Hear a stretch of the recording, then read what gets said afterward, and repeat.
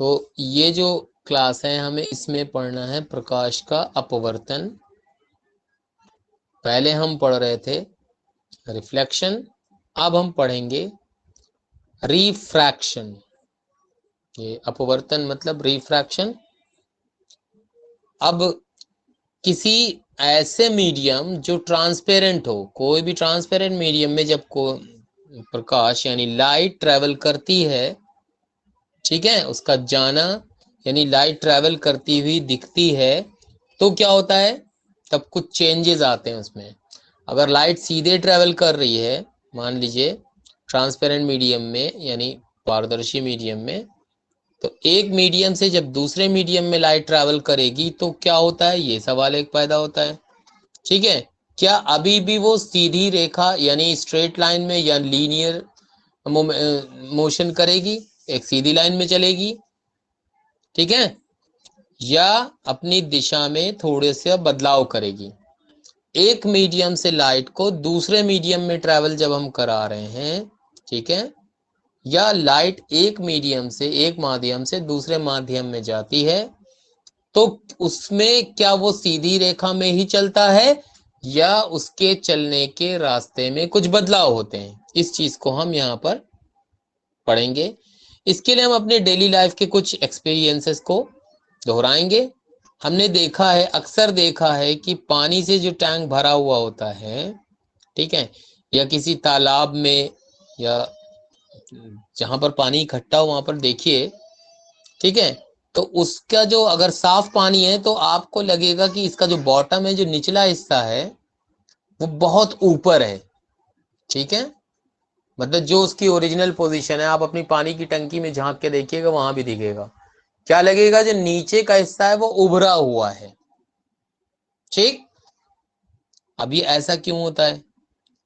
इसी तरह से जब हम कोई मोटा कांच का स्लैब ले लें, ठीक है, स्लैब मतलब सिल्ली या पेपरवेट समझ लीजिए, ठीक है, पेपरवेट को देखें तो अगर किसी जैसे आपका अपनी बुक के ऊपर रखिए, ऊपर से जब आप देखेंगे तो आपको देखने पर क्या होगा, जो लेटर्स हैं वो लगेंगे कि ऊपर उठ गए थोड़े। ठीक है, ये चीज ऐसा क्यों होता है इसके बारे में हम जानेंगे। तो इन सब ये दो तीन सवाल हमारे सामने आए। पहला सवाल क्या सामने आया था कि जब एक मीडियम से लाइट दूसरे मीडियम में ट्रेवल करती है, एक माध्यम से दूसरे माध्यम में प्रकाश की किरण जाती है, तो क्या वो सीधी रेखा में ही चलती रहती है? पहली बात। दूसरी चीज है, दूसरी चीज क्या हमने क्वेश्चन हमारे सामने पैदा हुआ है कि जो पानी की तली है, अगर हम अपनी पानी की टंकी में झांक के देखें तो उसका निचला हिस्सा उभरा हुआ दिखता है, या किसी पेपर वेट के ऊपर से अगर हम बुक के ऊपर रखें तो जो लेटर्स हैं वो उभरे हुए दिखाई देते हैं। ये सब क्यों होता है, ये जानने की, ये सवाल जानने के, इनके जवाब जानने की कोशिश करेंगे हम। अब आप एक चीज थोड़ा और देखिए कि अगर आप कांच के बर्तन में, या कांच का बर्तन मतलब ग्लास ले लीजिए, शीशे का ग्लास ले लीजिए, ठीक है, उसमें पानी में पेंसिल को थोड़ा सा डुबा दीजिए। डुबाने के बाद क्या होगा, यह वायु तथा पानी के अंतर पृष्ठ पर यानी पानी की ऊपरी सतह पर आपको क्या दिखाई देगा कि जो पेंसिल आपने डुबाई है, जब आप ऊपर से झांक के देखेंगे तो ऐसा लगेगा जो हवा की सतह है और जो पानी का लेवल है, वहां से पेंसिल टूट के टेढ़ी हो गई है, ऐसा दिखाई देगा, मतलब टेढ़ी दिखाई देगी, सीधी नहीं दिखेगी। ठीक है, अब एक चीज और भी है, अगर आप पानी से भरा कोई बर्तन है, ग्लास है, उसमें नींबू रख दीजिए अंदर और उसको साइड से देखिए। ठीक है, पानी का शीशे का ग्लास है, उसके अंदर नींबू डालिए, ठीक है, पानी से भरे हुए ग्लास में, और ज्यादा बेहतर दिखेगा। तो नींबू अपने साइज से बहुत बड़ा दिखाई देगा। ऐसा क्यों होता है? ठीक है, ये सब जो कुछ हो रहा है, ठीक है, इसको हम किस तरह से एक्सप्लेन करेंगे? जो एक्सपीरियंसेस हमारे सामने आते हैं, हम कोशिश कर रहे हैं कि उनको डिटेल कर पाए, यानी आपको उसके बारे में हम लोग जान पाए ज्यादा। चलिए, तो पहला हिस्सा तो यह है कि पानी में जो थोड़ी सी पेंसिल डुबाई है हमने, शीशे के ग्लास में या कोई भी ग्लास में देखेंगे तो आपको वैसे ही दिखेगा। तो इसमें होता क्या है ये जानने की कोशिश करते हैं। ठीक है, कौन सा यहाँ पर एग्जाम्पल ले रहे हैं? पानी से भरा हुआ ग्लास है, उसमें हमने पेंसिल डुबाई, तो पेंसिल पानी की सतह से मुड़ी हुई दिख रही है, हम इसकी बात करने जा रहे हैं।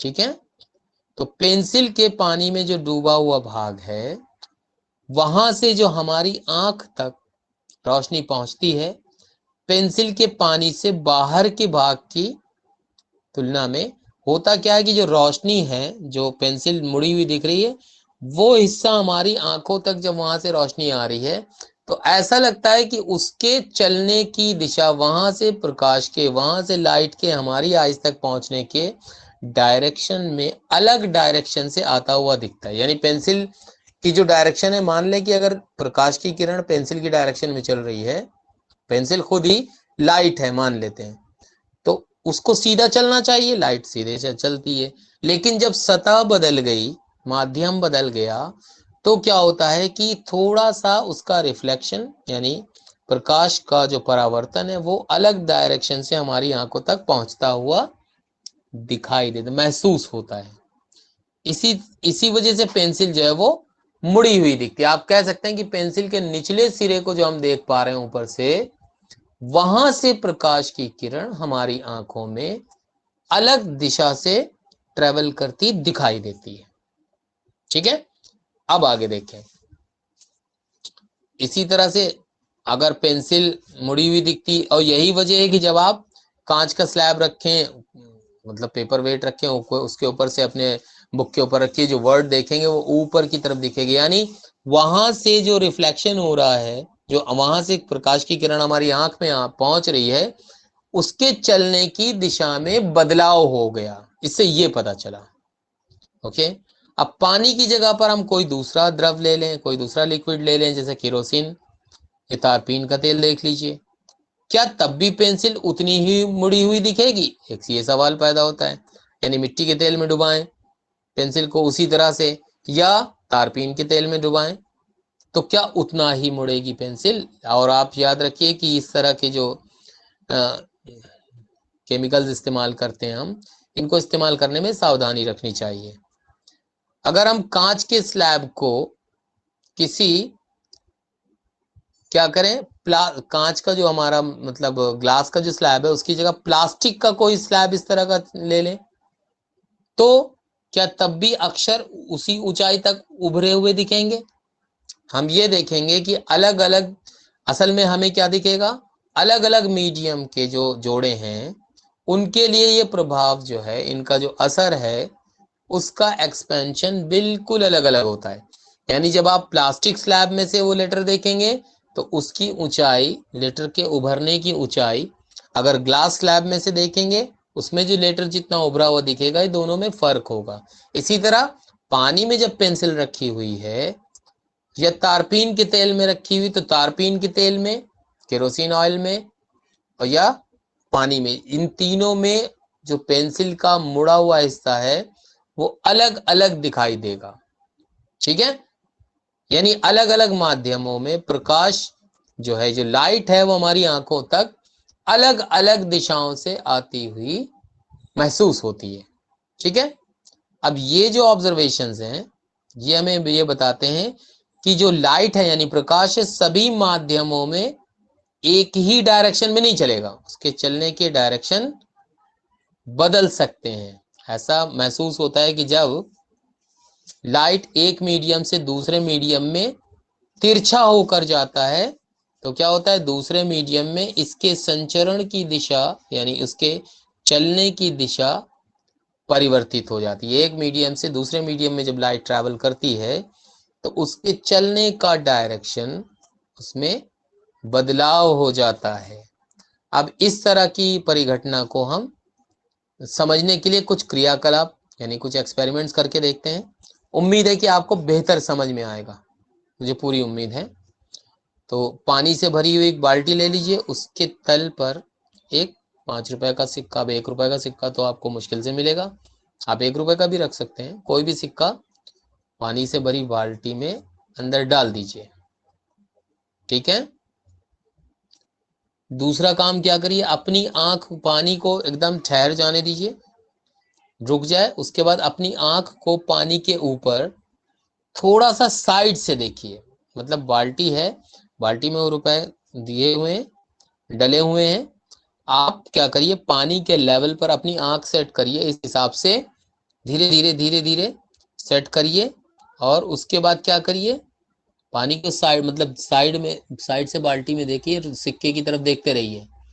तो ठीक है, उसके बाद उसको जो जिस डायरेक्शन में आपको सिक्का जहां दिख रहा है वहां से उठाने की कोशिश करिए। ठीक है, एक बार में उठाने की कोशिश करिए। क्या सिक्का उठाने में हम कामयाब हो पाते हैं? यकीनन नहीं हो पाएंगे। फिर से एक बार इसी एक्सपेरिमेंट को करके देख लें, ये तो बड़ा आसान है, घर में आप आराम से कर सकते हैं, करके देखना भी चाहिए। आप इसे एक बार में क्यों नहीं उस सिक्के को उठा पाए, पहली बात। अब इसके लिए डिस्कशन करें हम, अपने जो आपका एक्सपीरियंस रहा है, आज आप लोग करके देखिएगा, कल मुझे बताइएगा कि पानी के सिक्के को एक बार में हम क्यों नहीं उठा पाए थे। ठीक है, सर रुक अब जाएगा एक बार में। हो सकता है अब आपके दिमाग में सेटल हो गया है।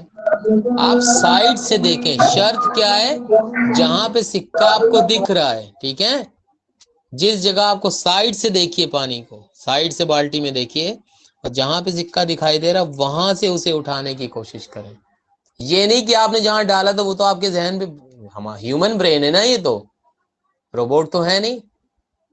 ठीक है, अगर आप सेंसर्स पे काम कर रहे होते तो आपसे कहा जाता भाई सेंसर इतना सेट कर दीजिए, जहां पे दिख रहा वहां से उठाए, तो वो नहीं उठा पाता रोबोट, इंसान कर लेगा। बट एक बार में उठाना मुश्किल काम होगा, क्योंकि हमारा ब्रेन उस टाइम तक ट्रेनिंग ले रहा होता है, ठीक है, कि हम कितनी जगह का गैप है, कितना फासला है, उसे कवर कैसे करेंगे। एक्चुअली इसलिए आप कह रहे हैं। ठीक है, कोई बात नहीं, आप कोशिश करिएगा, आप सब लोग कोशिश करिएगा। ठीक है, और कुछ काम लड़कियों को भी इस तरह के एक्सपेरिमेंट तो करने चाहिए, करके देखने चाहिए। ठीक है, अब कल आप लोग बताइएगा कि इसमें क्या तजुर्बा रहा आपका। अब दूसरा एक एक्सपेरिमेंट देखिए, किसी मेज पर एक उथला उथला कटोरा, उथला कटोरा मतलब जो गहराई ना हो, जिसमें इस तरह का कटोरा रखिए, उसकी तली में एक सिक्का रखिए। ठीक है, कटोरे से धीरे धीरे दूर हट जाइए, दूर हटिए। जब सिक्का ठीक दिखाई देना बंद हो जाए तो वहीं पे रुक जाइएगा। ठीक है, अब अपने किसी फ्रेंड से कहिए कि सिक्के को बगैर हिलाए, सिक्के को हिलाए ना, और धीरे धीरे उस कटोरे में पानी डालिए, डालें।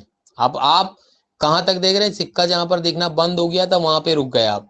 अब आपने किसी अपने साथी से, अपने भाई से कहेंगे तो वो सिक्का ही पहले उठा लेगा, तो अपने किसी फ्रेंड पे यकीन करें तो ज्यादा बेहतर है। ठीक है, तो आप क्या करिए कि धीरे धीरे उससे बोलिए कि पानी इसमें भरो, कटोरे में। ठीक है, जब कटोरे में पानी भर जाएगा, कहां तक, उसके ऊपर तक भरवा दीजिए। अब जहां पे आप बैठे वहीं से बैठे रहिए, और देख सिक्के को देखते रहिए। सिक्का पहले दिखाई देना बंद हो गया था, अब धीरे धीरे सिक्का आपको नजर आने लगेगा। ये कैसे हो गया? ठीक है, एक मजेदार चीज है, ये करके देखिएगा इसको। ठीक है, अब आइए आगे चलते हैं, मैं वो आपके ऊपर छोड़ता हूं तो आपको थोड़ा मजा आएगा।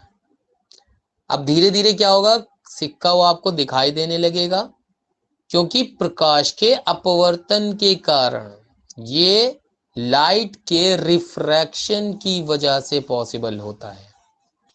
ठीक है, और रिफ्रैक्शन जब लाइट का हुआ, वहां से जो रोशनी चली, वो रोशनी जो सिक्के को हमें दिखा रही है, वहां से रोशनी अपनी रियल जहां पर वो मौजूद है वहां से थोड़ा ऊपर उठी हुई दिखती, इसलिए हमें वो सिक्के की, कह सकते हैं उसकी परछाई महसूस होने लगती है हमें।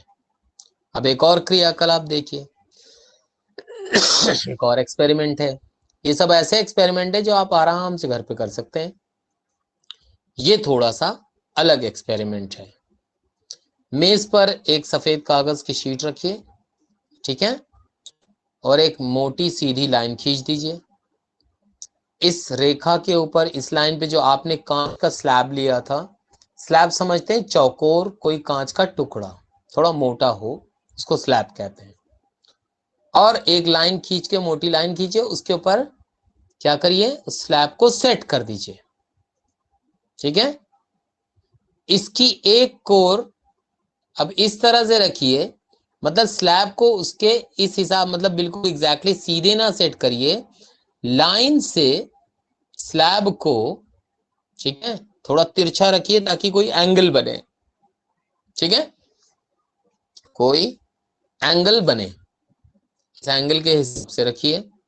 अब स्लैब के नीचे के जो रेखा का हिस्सा यानी लाइन का हिस्सा जो है, उसे साइड से देखिए। मतलब उसको सेट कर दिया आपने, अब दूसरे साइड से देखने की कोशिश करिए उसको। और हमें क्या नजर आता है ये देखना पड़ेगा। क्या कांच के स्लैब के नीचे की रेखा एजेस के पास मुड़ी हुई दिखती है आपको? क्या वो जो लाइन अंदर आपने जो लाइन चली गई है इसके अंदर, स्लैब के अंदर, उसको जब देखने की कोशिश करेंगे तो लाइन हो सकता है मुड़ी हुई दिखे आपको। आप क्या करिए, उसी लाइन को स्लैब के ऊपर से देखिए। अब क्या स्लैब के नीचे जो लाइन है वो भाग उठा हुआ दिखता है? ऐसा क्यों होता है? इन सब का जवाब वही है, प्रकाश के अपवर्तन के कारण यानी रिफ्रैक्शन ऑफ लाइट की वजह से अपनी ओरिजिनल पोजीशन से थोड़ा सा बदलाव महसूस करती हैं चीजें। ठीक है, हमें थोड़ा सा उसमें चेंज नजर आता है। ठीक है, ओके। अब ये जो है, ये एक और इंटरेस्टिंग एक्सपेरिमेंट है। ठीक है, एक ड्राइंग बोर्ड ले लीजिए, ये सब उमूमन आपको नहीं मिलता है। ठीक है, अगर आप साइंस लैब में होंगे, फिजिक्स लैब में आएंगे तो आपको चीज नजर आएगी।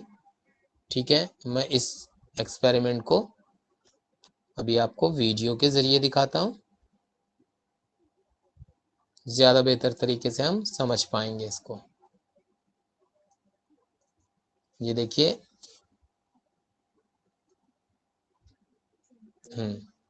तो वो जो एक्सपेरिमेंट है उसको आप ये मान लीजिए कि एक आपने ये कांच का कोई स्लैब ले लिया, इस तरह का स्लैब, एक टुकड़ा ले लिए चौकोर, जो थोड़ा और क्लियर किया जाए, जो उम्मीद है आप लोगों को दिख रहा होगा। ठीक है, अब इसका नाम ए बी सी डी इस हिसाब से रख दें। ठीक है, अब क्या करिए, इसको ट्रेस कर दीजिए पेपर पे। ट्रेसिंग का मतलब इसके साइड से ये लाइनें पेपर पे खींच लीजिए। ठीक है, गुड। अब आप क्या करें, यहां पर एक पॉइंट बना दीजिए, पेंसिल से एक डॉट बना दीजिए। यहां से एक बिल्कुल इस तरह की सीधी लाइन खींचिए। ठीक है, यहां पर एक पिन लगाइए, यहां पर पिन 2 लगाइए। इसको आप पिन 1 मान लीजिए, इसको पिन 2 मान लीजिए। ठीक है, तो जाहिर सी बात है यहां पर एक इमेजिनरी, ये नॉर्मल इसको कहते हैं परपेंडिकुलर लाइन, यानी 90 डिग्री का एंगल ये बनाएगा ही बनाएगा अपने आप से यहां पर। अब क्या होगा, अब आप इस साइड आइए, दूसरी साइड, यहां से आपने पिन्स लगा दी।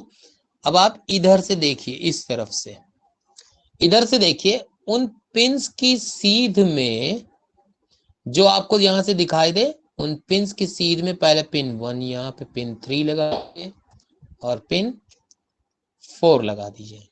Pin 1, pin 2, pin 3, pin 4। ठीक है, अब अपनी आंख उठा लीजिए, स्केल से को मिलाती हुई जहां पे ये डॉट्स लगे थे, पिन्स लगी थी, उनको हटा दीजिए, वहां पे पॉइंट लगा करके स्केल से लाइन खींच दीजिए। ठीक है, और यहां पर भी इसी तरह का एक परपेंडिकुलर क्रिएट होगा 90 डिग्री एंगल। अब देखिए, जो यहां पर पिन्स थी, अगर आप सीधी लाइन खींचेंगे, ये वाली पिन्स के ये लाइन को एक्सटेंड करेंगे, डॉटेड ऐसे एक्सटेंड करें, तो वो यहां पर दिखाई देनी चाहिए। ओरिजिनली सीधी लाइन अगर चल रही होती तो वो इस तरह से आती, ठीक है। लेकिन जब आप इसको मिलाएंगे तो वो यूं मिलेगी। देखिए अब आपको क्या है कि जो पिंस आपको दिखाई दे रही थी वो यहाँ पे थी, और इसके लाइन के हिसाब से उनको यहां और यहां होना चाहिए था, लेकिन ये इतना फर्क पड़ गया, ठीक है। अब इससे कई नतीजे निकलेंगे। ये लाइन में मतलब जो पिंस को दिखाई देने के लिए जो पिंस की लाइनें थी, ठीक है, वो आप कहिए कि प्रकाश यहां से चल रहा, रोशनी यहां से आती है, ठीक है, और ये फर्क पड़ जाए, डीविएशन कहते हैं इसको। अब आप हैरत की बात ये देखेंगे कि जो ये एंगल है, ये एंगल जो बनता है इसको एंगल आई कहते हैं, और जो यहां पर एंगल बन रहा है ये एंगल आर है, ठीक है। ये एंगल और ये एंगल आपको समान मिलेंगे, ठीक है। उसी तरह से ये वाला एंगल और ये एंगल भी आपस में बराबर मिलेंगे, ठीक है। गुड। ये प्रकाश के अपवर्त, और ये जो फर्क है इन दोनों लाइनों के बीच का, आप इसको कह सकते हैं विचलन, कह सकते हैं डिविएशन, कह सकते हैं कि प्रकाश की किरण जब एक माध्यम से, यानी ये जो मीडियम है ये क्या है, यहाँ पर हवा है, वायु, और ये कौन सा माध्यम है, ये है शीशा है, लाजमी बात है, ठीक है।